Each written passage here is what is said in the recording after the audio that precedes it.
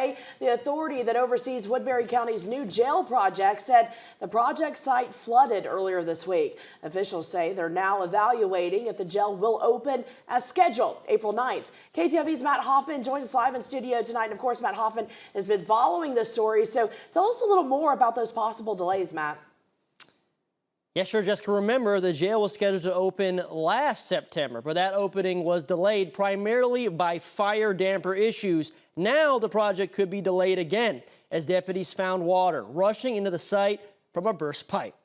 Now, Shane Albrecht, the owner's rep on the project, said the immediate cause and damage from the flood aren't yet known. Commissioner Mark Nelson says the county won't be responsible for any damage, and instead it would be covered by the contractor's insurance. More pressing, however, is the approaching substantial completion deadline set for April 9th. The authority is now evaluating whether that deadline can still be met.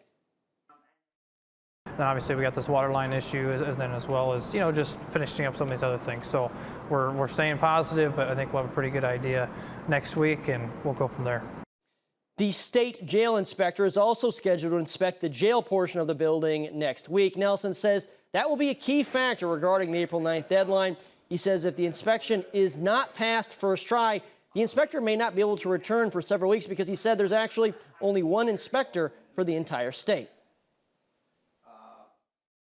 And so he's going to give us an idea into what we got left and how much time. Could be sooner, could be later.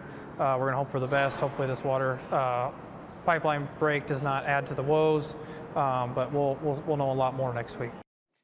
Nelson says there are also issues with balancing, quote, pressures and temperatures, end quote, at the complex. Hausman Construction, that's the contractor, told KTIV earlier this week it couldn't comment on a specific completion deadline because the scope of the work they need to do is still being set. Nelson says that scope includes what work needs to be done to balance those pressures, though he doesn't consider it a serious fix.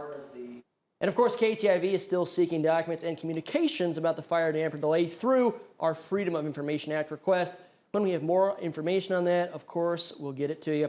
Larry and Jessica, back to you. All right, thanks, Matt. The two people